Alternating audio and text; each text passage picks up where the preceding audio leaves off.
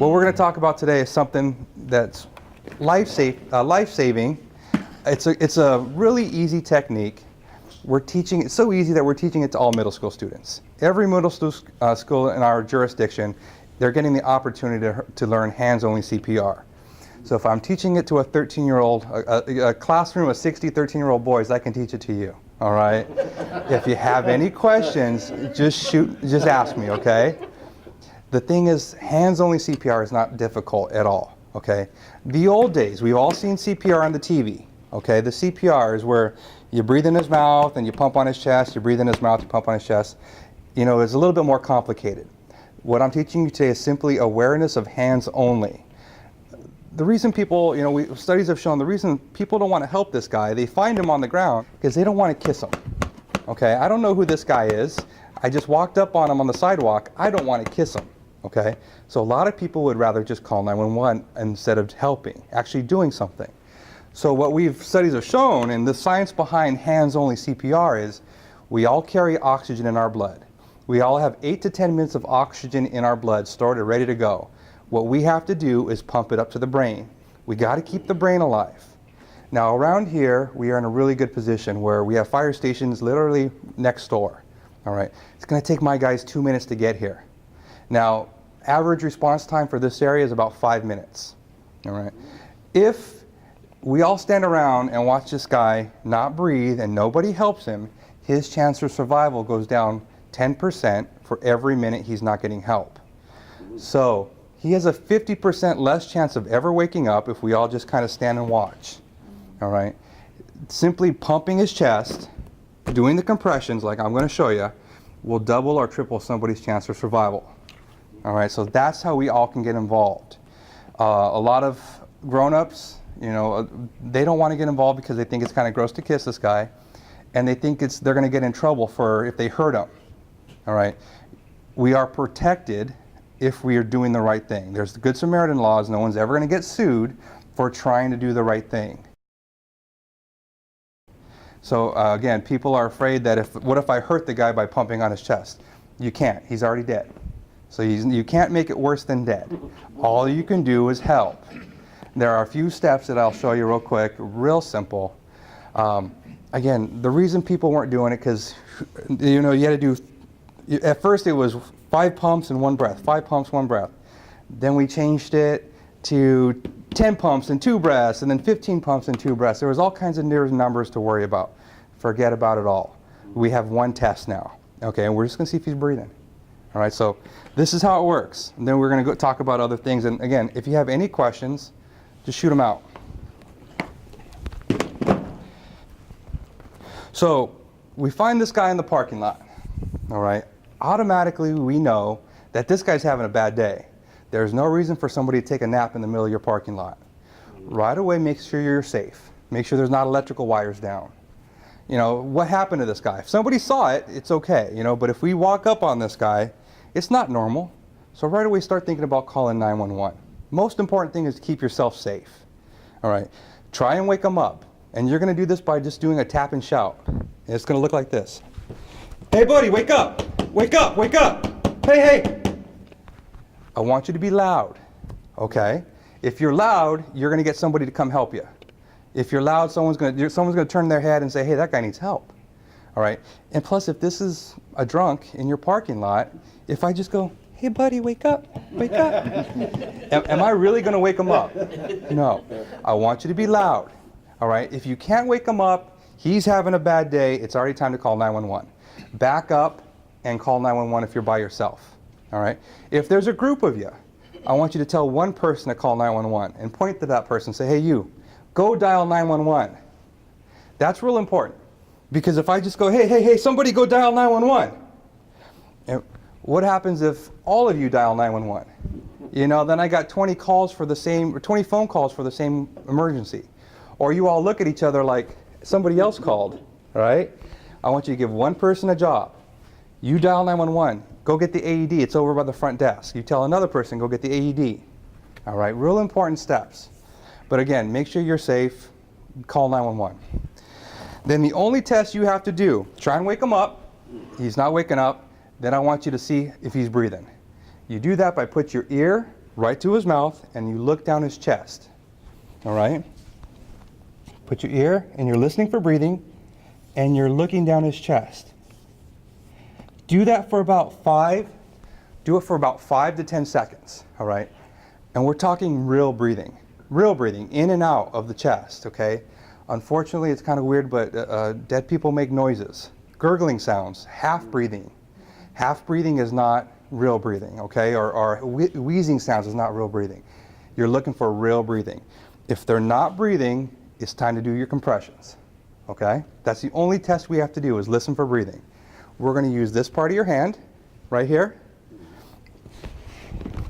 right in the middle of the chest, okay, right at the nipple line, okay? Right over left, left over right, whatever you prefer. You're going to move right over the top, and this is CPR. You are keeping them alive by squishing their heart. When you squish down on their heart, you pump out the blood. When you come off of the heart, and you have to come all the way off,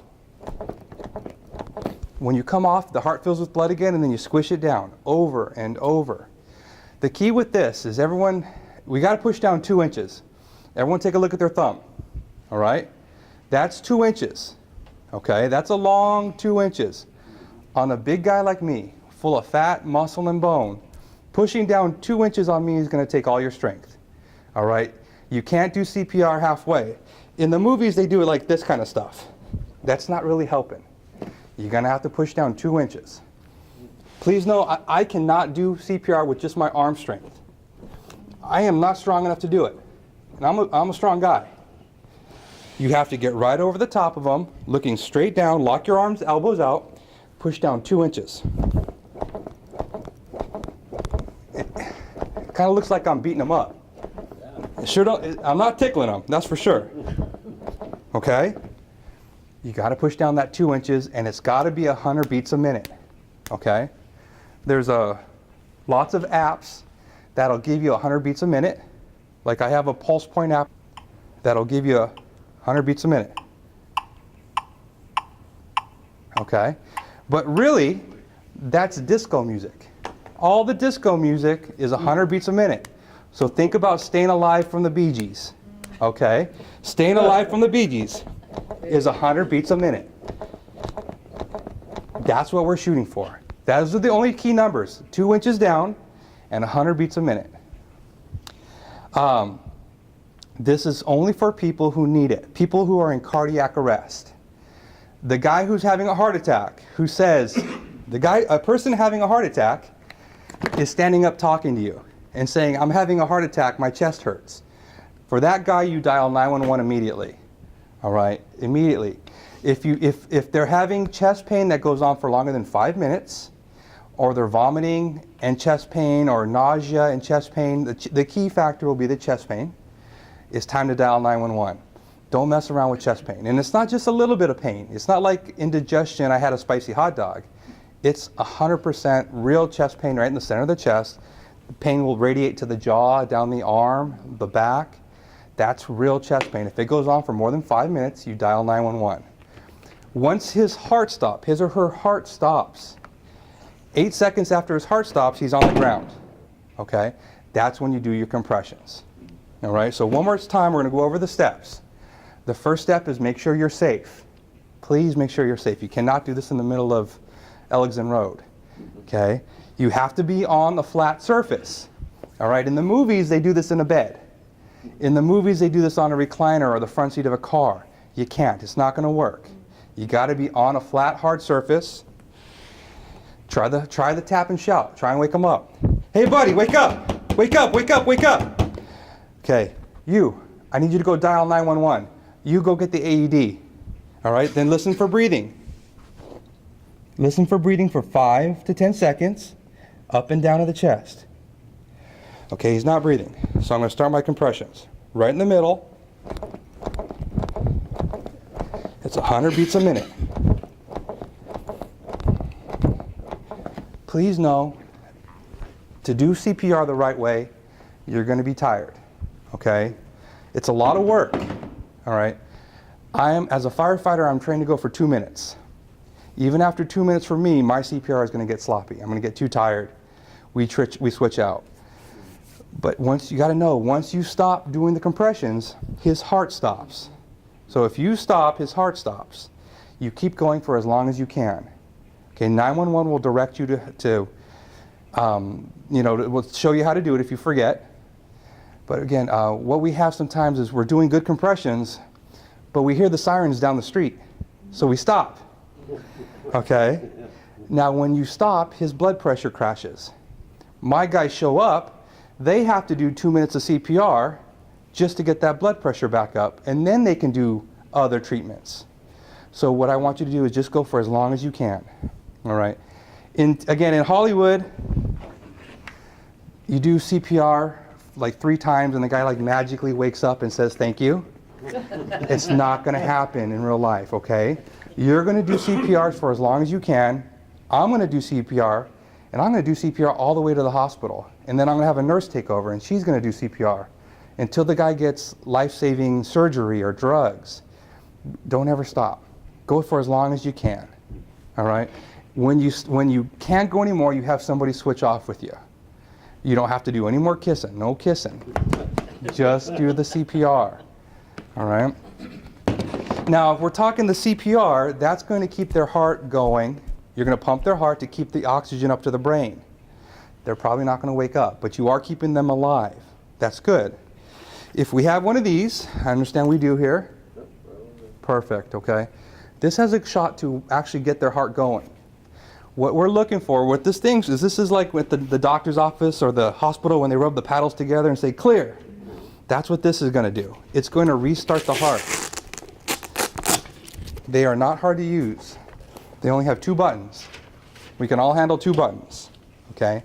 What I want you to know about this is to go get this immediately. Get this out immediately. Get it out while somebody's doing CPR. You get this out and you turn it on. It tells you exactly what to do. Remove clothes from patient's chest. When patient's chest is bare, open gray plastic case and peel off white adhesive pads. It's going to keep telling me to do this over and over and over until I do it. Remove clothes from patient's chest. Look carefully at the pictures on the white adhesive pads. Peel one white pad from the gray case. Place pad exactly as shown. Press firmly to bare skin. It tells you exactly where to put them. Now, what this is doing is, you know, when your phone's acting up or your computer's acting up and you turn it off and you turn it back on, you give it a reboot? Well, that's what this is going to do to the heart. This thing will analyze and look for a heart that's trying to work, like fluttering, and this thing will send a shock from here, through the heart. So one pad goes up here, one pad goes down here. Sends a shock through the heart, gets that heart pumping again. All right, this could wake them up. This is a good thing. What I want you guys to know most about this is do not delay. While somebody's doing CPR, somebody gets these pads on them. They got to go right on bare skin, so you're going to be exposing the skin. I don't know if yours does, but mine comes with a little toolkit. Yep. Okay, inside the toolkit, yep, there'll be scissors for cutting off clothes, a little towel, because if this person's wet, you cannot put these pads on wet, and you even come with a little razor for the really manly guy, because it's got to get right on bare skin. Okay, razor, and so this comes with the kit. Any questions on the AED or the steps for CPR that I showed you? What if they have an implant, like a defibrillator or a pacemaker? Good question. Good. Yeah, a pacemaker. Yeah. For that kind of information, I'd like to send you straight to a full CPR class. A full CPR class will address that the right way. What I'm teaching you today, I'm saying put the pads right on the sucker, right over the top of it. You'll see like a little, you know, the little cigarette thing right here. Pad goes right there. Okay, because obviously that thing is not functioning. So we're gonna go through it. All right. So again, but to give you the full scope on that, I would encourage you all to take a CPR class, or the 6-hour course through Legacy or American Heart, something like that. Other questions? How do you know when you should really use that on a person? If you're doing CPR on a person, you really need to use that. Okay? Again, here's the scoop on this. This thing is a smart little box. It's not going to shock somebody who's alive. Because it's going to, once you get the pads on them, it'll tell you to hands off. Analyzing heart rhythm. It's not going to shock somebody whose heart is beating. All right? So you cannot pull it out and shock your buddy. It just cannot happen. Okay? It's also not going to shock somebody who's dead. Somebody who we find whose heart is not moving, it's not going to shock somebody. It'll say analyzing. After a couple seconds analyzing, it'll tell you, continue CPR. All right, I've unfortunately had that before. I put this on somebody, analyzing, and it's just told me continue CPR because the heart wasn't even trying to go. This is looking for a heart, instead of going bump, bump, bump, bump, bump, bump, the heart's just fluttering. It's going crazy. It doesn't know what to do. This thing will shock it and give it that nice dun, dun, dun, dun, dun, dun. But unfortunately, if it's not even moving, it won't shock. Okay? So good question. The CPR technique, the hands-only CPR technique that I've taught you today is only for teens and above, 8 years old and above, okay? The little kids, they need the breathing. So for the little kids, I need you guys to take a full CPR course, all right? Little kids don't have heart disease. If their heart has stopped, it's most likely because they weren't breathing right. So they need the breathing more than the heart pumping. So again, for any kids below 8 years old, you need to take the full CPR course. Hands only is only for 8 years and up, which is most of the population. Questions? Yes, of course. If somebody's choking Choking. and then they pass out, do you do CPR if you can't get a Heimlich to work? Yes. In a full CPR class, they'll teach you the Heimlich maneuver, which is a great thing. There's been lots of saves because of that. But if the Heimlich maneuver doesn't work and you can't dislodge it, you go straight to CPR. Because you're getting them on the ground anyways and you're pushing down on their chest, which is going to dislodge the food. Okay. So if the Heimlich doesn't fail, you don't have to be trained really to do the Heimlich. It's just simple. But once it fails, you transition right to CPR. Okay? The chest compressions. Please know that to do CPR the right way, we're pushing down 2 inches. We all have ribs here, okay? The ribs are solid bone. In the middle where the bones come together, there's the breastplate and cartilage. You are pushing through that cartilage, okay? You're going to hear snap, crackle, pop. It's going to sound like somebody cracking their knuckles when you push through that cartilage there. That's normal, all right? It's normal. You're not going to hurt them. You're going to maybe separate some ribs, but they're going to live, all right? A lot of people get grossed out about that, but it's just, to do CPR right, you are pushing through the rib cage. So what I'm trying to get to is this is an awareness class of hands-only CPR. Okay. You know, just simply doing the compressions is enough to save somebody's life, double or triple their chance of survival. And plus, it's really going to be hard to call 911 and have 5 minutes of just looking. Right. You know, 5 minutes of just waiting. This is somebody you know, somebody you love. You want to help. And you can double or triple their chance of survival by simply doing the compressions. And then spread the word. Tell a friend. Tell them we're teaching this to middle school students. It's not hard. It's not a tricky science behind it. At most, it's a lot of physical work. All right? Remember, to do 2 inches on me, you're going to push down with all your strength. All right? A little old lady, you could probably do with one hand. A little tiny lady, you could probably do with one hand. Big guy like me, push down as hard as you can. Okay? You're going to be sweaty and hot and tired, but you don't stop sometimes.